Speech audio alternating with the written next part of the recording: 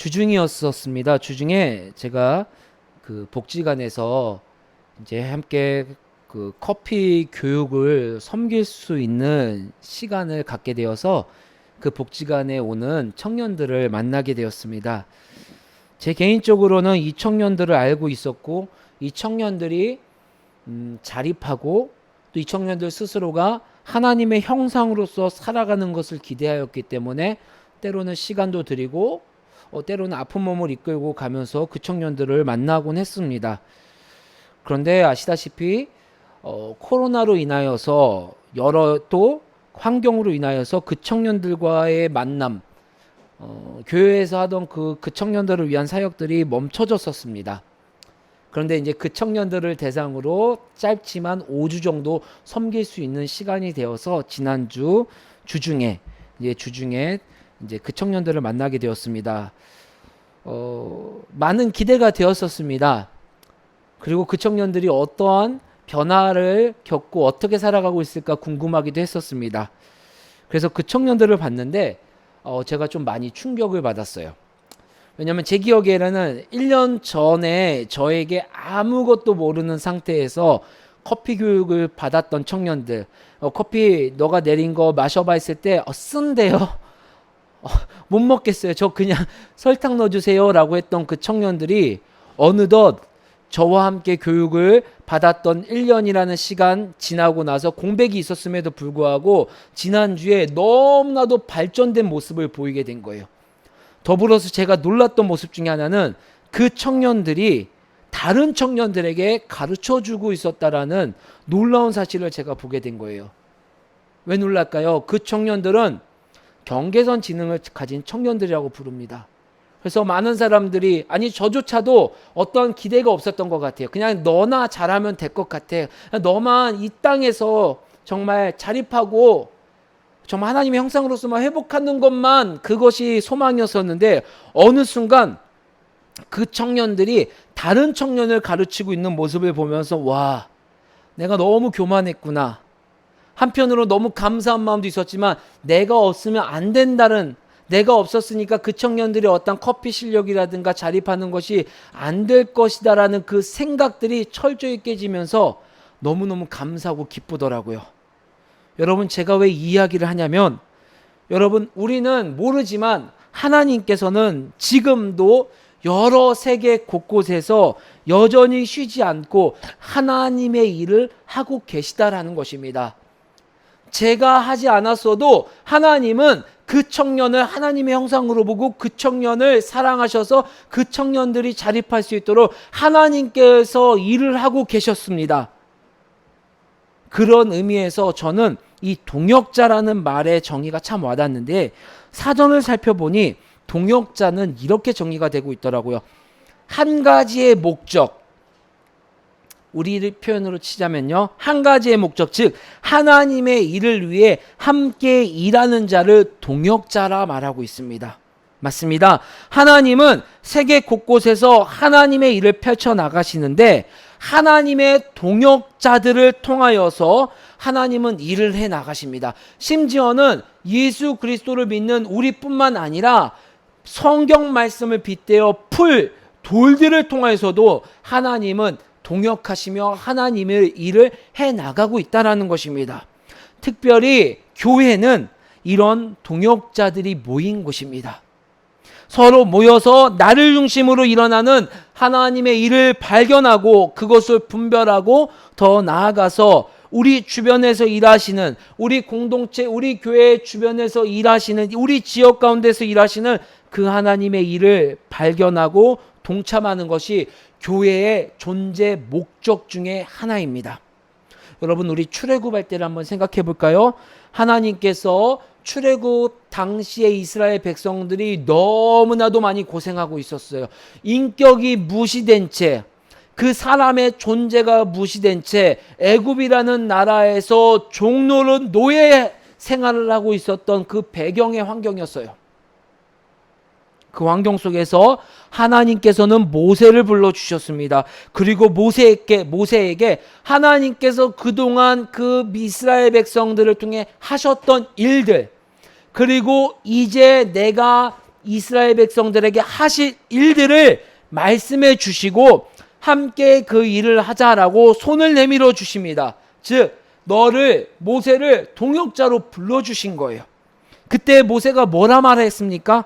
하나님, 하나님의 이 일에 불러주신 거 너무너무 가슴 두근두근하고 내 이웃들, 내 동포들이 고생하는 거, 노예 생활하는 거 견딜 수 없는데 이 일에 제가 할 수 있는 거 너무너무 감사합니다.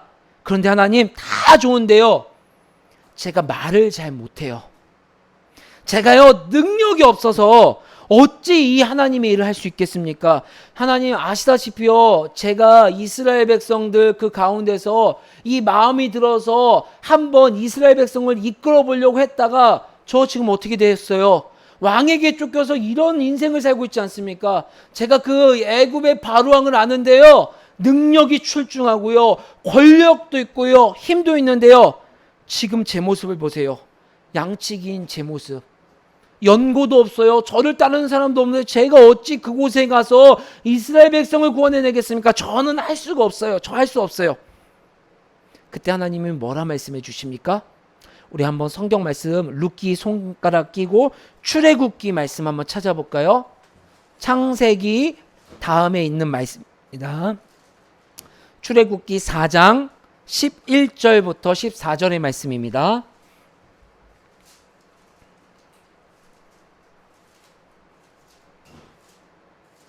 11절부터 14절까지의 말씀 우리 함께 읽어볼게요. 시작.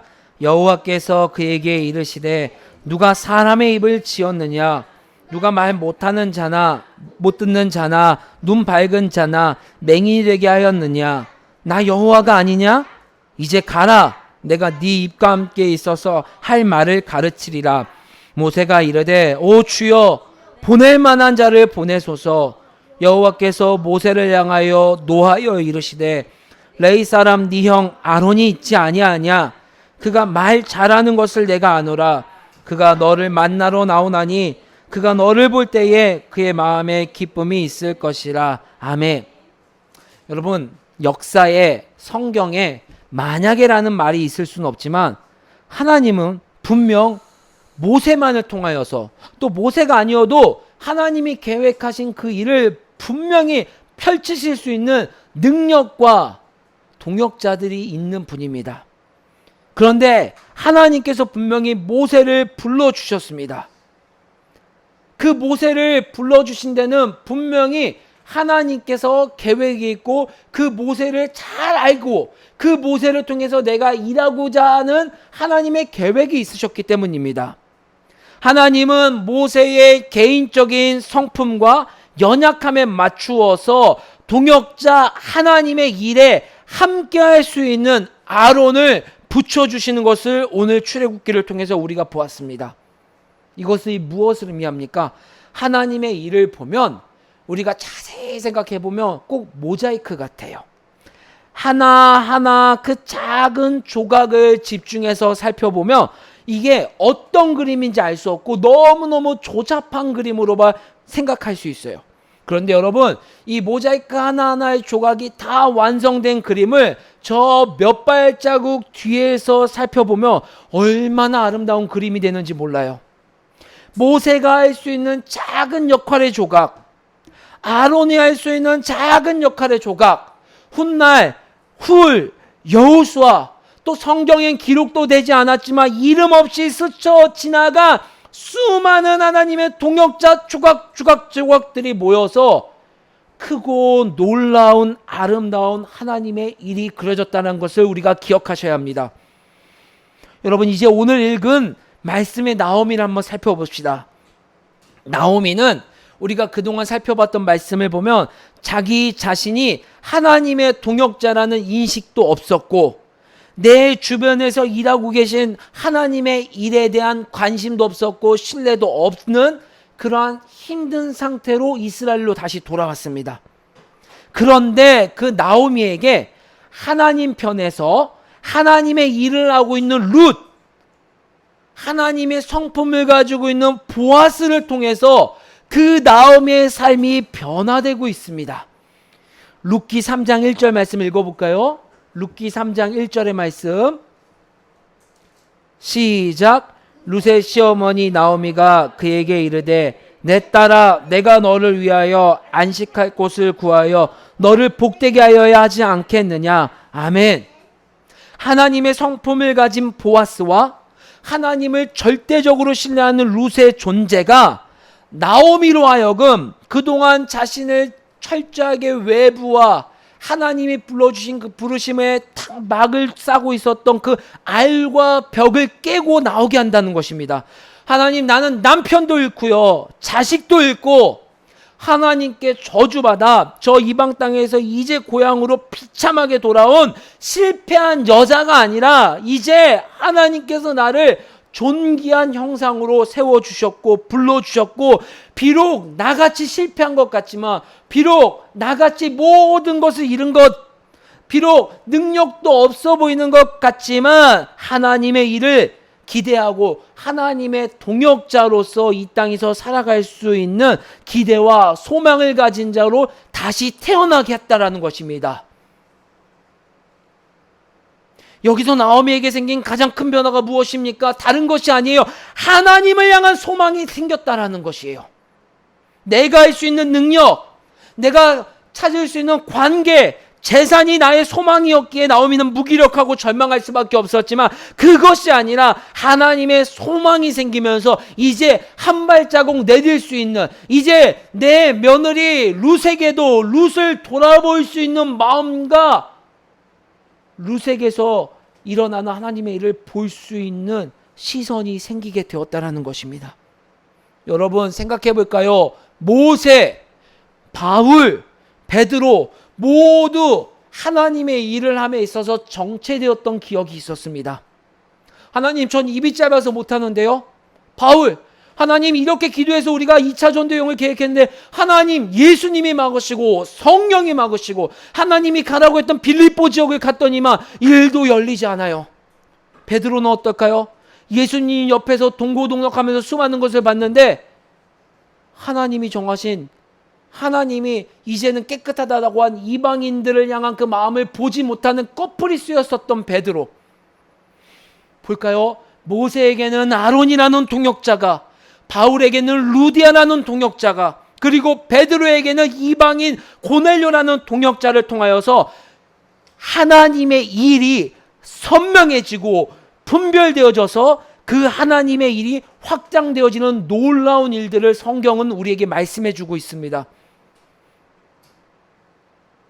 여러분, 우리에게는 오늘 이렇게 하나님 앞에 동역자, 하나님의 성품을 가지고 하나님의 일의 중심에 있는 그 동역자들을 위해서 기도하고, 더 나아가서 우리가 그러한 동역자가 되게 해달라는, 동역자의 역할로서 살아가게 해달라는 그 기도가 오늘 우리에게 필요한 것이, 오늘 이 나오미와 룻과 보아스를 통해 우리에게 주는 하나님이 부르심과 사명입니다. 그런 면에 있어서 오늘 나오미와 룻의 이야기는 동역자로서 우리가 두 가지의 모습을 갖추어야 함을 성경에서 말해주고 있습니다. 아마 기억은 나지 않을 것 같아요. 한 달 전에 나눴던 말씀인데, 이 두 가지의 동역자로서의 모습을 나타나기 위해서는 먼저 선행되는 것이 있어야 됩니다. 첫 번째, 동역자로서 최우선은 하나님과 나와 주체적인 관계가 정립되어야 되는 거예요. 하나님과 나 사이에 무엇이 끼어들면 안 되는 거예요. 여러분, 4절, 5절 말씀을 보면요, 나오미는 룻에게 보아스의 타작마당으로 가라고 합니다. 그리고 보아스를 만났을 때, 룻아, 너가 이런 말을 해야 되고 이런 행동을 해야 된다고 조목조목 말해줍니다. 그리고 룻은 나오미가 시킨 대로, 예, 어머니 제가 그렇게 하겠습니다 라고 말합니다. 그런데 여러분, 정작 보아스를 만났을 때는요, 전혀 나오미가 기대했던 말과 행동을 하지 않습니다. 오히려 보아스를 만났을 때는요, 룻에게서 나오는 주체적인 행동을 하게 돼요. 우리 9절 말씀 읽어볼까요? 3장 9절의 말씀입니다. 시작. 이르되 네가 누구냐 하니 대답하되 나는 당신의 여종 룻이오니 당신의 옷자락을 펴 당신의 여종을 덮으소서. 이는 당신이 기업을 물을 자가 됨이니이다 하니. 아멘. 나오미의 말처럼 좀 더 수동적인 행동을 하지 않고 보아스의 말과 행동을 기다리지 않고 주체적으로 행동하는 룻의 모습. 여기서 중요한 것은요, 룻이 주체적으로 행동하는데 그 기준이 무엇이냐는 것이에요. 인간적인 생각, 인간적으로 지금 타이밍에 저 보아스에게 말하면 될 것 같아. 지금 분위기를 보니까 지금 보아스에게 다가가야 될 타이밍이야. 그 기준이 아니에요. 교회가 움직여야 되는, 내가 이직을 해야 되는, 내가 무엇인가를 결정할 때 어떤 각자의 생각의 세속적인 기준이 아니라 오늘 룻이 주체적으로 행동한 그 기준은 다른 것이 아니라 하나님, 즉 성경의 말씀이었다라는 것이에요. 하나님께서 말씀 가운데 분명 가족과 친지 가운데 기업 물을 자라는 고엘 제도라는 그 이스라엘 백성에게 주신 그 말씀을 붙잡고 보아스가 기업 물을 자라는 하나님의 말씀에 해당한다는 것을 붙잡고 나서 하나님, 나는 이 말씀을 붙잡겠습니다. 그래서 내가 이 기업 물을 자라는 하나님이 나에게 약속해 주신 이 말씀을 붙잡고 신뢰하여서 내가 보아스 당신에게 나가서 당당하게 요청합니다. 여러분, 룻은요, 하나님의 동역자로서 하나님의 관계가 이렇게 주체적으로, 비록 시어머니의 말을 거역하였지만 말씀을 기준으로 말씀을 붙잡고 주체적으로 그 현장에 맞춰서 행동했다라는 것입니다. 여러분, 보아스는 어떤가요? 보아스는 이방 여인, 여러분 그것도 실패하고 과부가 되어서 그 당시 자녀를 낳지 못하면 저주받았다라고 인식하고 있는 그 문화 속에서 자녀도 낳지 못한 그 돌아온 룻이 이렇게 자기에게 다가와서 나의 기업 물을 자가 되어주세요라고 당돌하게 얘기했을 때 여러분, 보아스는 어땠을까요? 와, 땡 잡았네. 와우, 나도 너가 마음에 들어. 너 이제 나랑 결혼하자. 그런 마음이었을까요? 아니었을 거예요. 보아스라는 유력자가 적대국의 여자로서 아이도 낳지 못하고 과부가 된 여인을 취한다는 사실이 지역사회에 알려지게 된다면 아마 보아스가 가지고 있었던 그 명성과 보아스가 가지고 있었던 수많은 것들의 치명적인 결함으로 다가왔을 것입니다.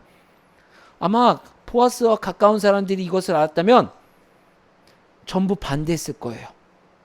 아니, 주인님, 여자가 없어서 이런 여자를 만납니까?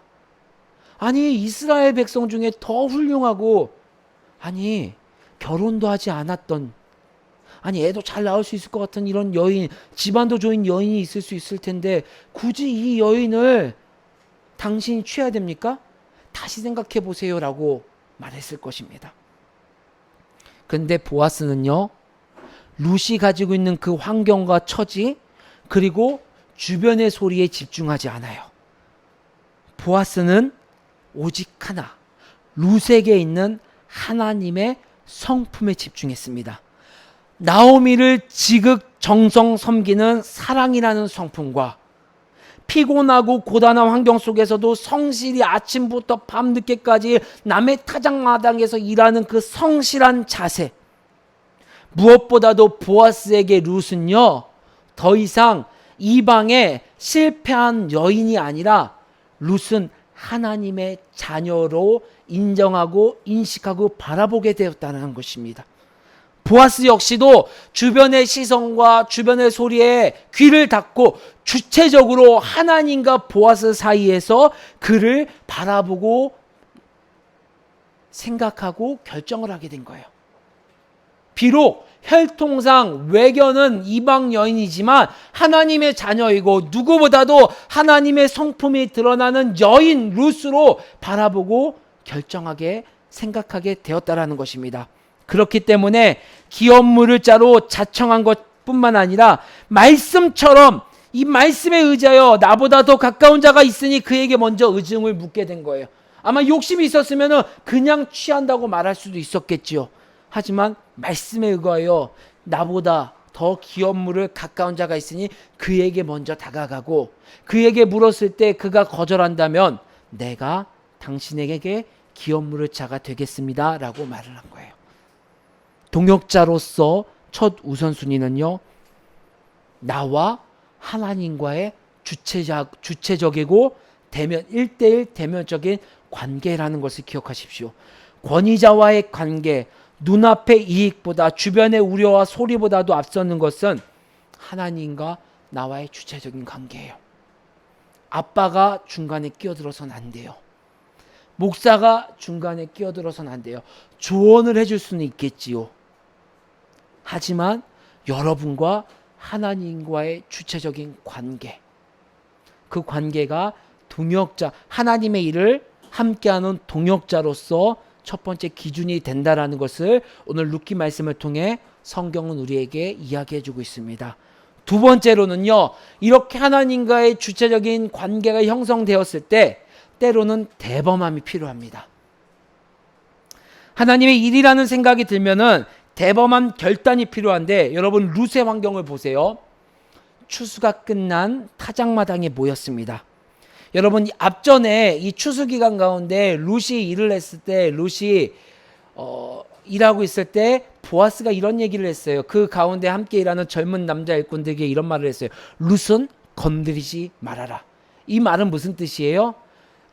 연약한 아녀자가 그런 곳에서 타작마당에서 일을 할 때는 내가 해코지를 당할 수도 있는 문화와 환경이라는 것이에요. 그런데 이런 불량한 남자들도 존재하고 있던 타작마당, 특별히 추수가 끝났어요. 여러분 얼마나 기분이 좋고 들떠있고 흥청망청 놀 수 있는 분위기였을까요? 그런 곳에 룻이요 한껏 치장을 하고 가요. 가장 좋은 옷을 입고 가장 이쁘게 꾸며가지고 그 타작마당에 간다라는 것이에요. 보아스를 만나기도 전에 해코지와 큰 위험을 겪을 수도 있는 상황이에요. 오히려 우리 생각엔 가장 남루하고 누추한 모습으로 그 타작마당에 가서 일을 도모할 수도 있는 상황이에요.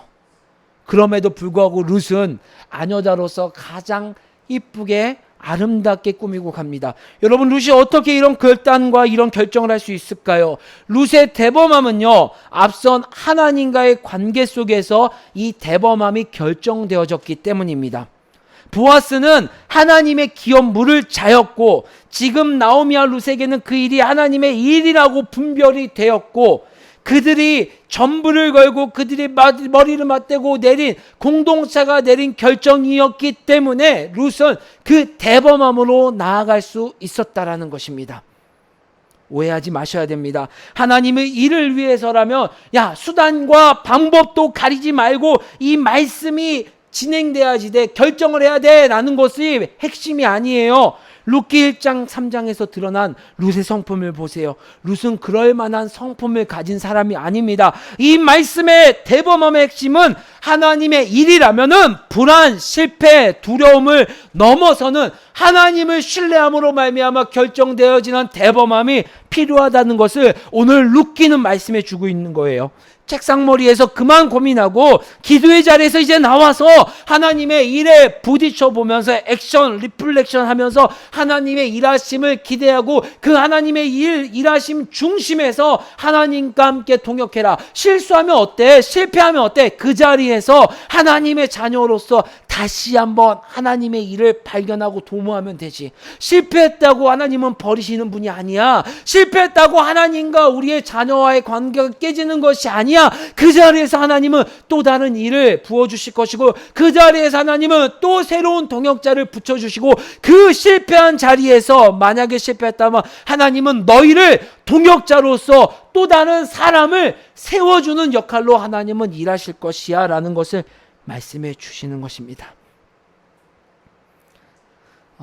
사랑하는 우리 가족들, 오늘 하나님은요, 우리가 나이가 많거나 적거나 또 많이 알거나 모르거나 상관없이 오늘 각자를 다 동역자로 불러주셨어요. 그런데 어떤 사람에게는요, 또 다른 동역자가 먼저 필요한 동역자가 있을 수도 있고요. 또 어떤 사람은 이미 보아스와 룻처럼 하나님의 성품과 하나님의 일에 충만하여서 누군가에게 동역자의 역할을 해줄 수 있는 존재로 불러주시기도 했습니다. 중요한 것은요, 누구나 동역자라는 거예요. 이 인식을 가졌다라는 것은. 근데 때로는 우리가 동역자라는 사실을 너무나도 잊어버려요. 하나님의 일에 동역자라는 사실을. 오늘 이 말씀을 통하여 우리에게 하나님은 불러주신 그 소명을 기억하기를 원하고 계십니다. 내가 너를 동역자로 불렀다. 그래서 때로는 너에게 훌과 루디아와 베드로 같은 동역자를 붙여주기도 할 것이고, 때로는 너희가 보아스와 룻처럼 그런 동역자의 역할도 해야 될 것이다. 그러므로 말미암아 지금 너희가 보는 모자이크 조각조각으로 하나님의 일이 어떤지 모르겠지만 그 조각조각 하나하나가 모여서 훗날 하나님의 일이라고 고백되어지고 우리는 모르지만 성취되어지는 하나님의 일들을 발견되게 될 것이다 라고 불러 말씀해 주시는 것입니다. 이제 이 이야기를 하고 말씀을 마치려고 합니다. 저는요, 주중에 만난 그 청년들의 이야기 환경을 보고 참 부끄러웠어요. 그리고 너무 부러웠어요. 아, 하나님이 이 아이들을 이렇게 변화시켜 주시고 계시는구나. 그러면서 때로는 이렇게 얘기했어요. 하나님, 그래도 우리 교회에서 했었던 그 12주, 15주의 일들이 헛되진 않은 거 맞지요? 맞지요? 이거 그냥 우리가 그냥 소비한 거 아니고 그래도 이게 씨앗이 되어서 지금 우리를 통하여 그 열매를 보지 못했지만 그 일을 통하여 하나님 하나의 조각이 된 거 맞지요? 라고 생각을 하니 부러운 것도 있지만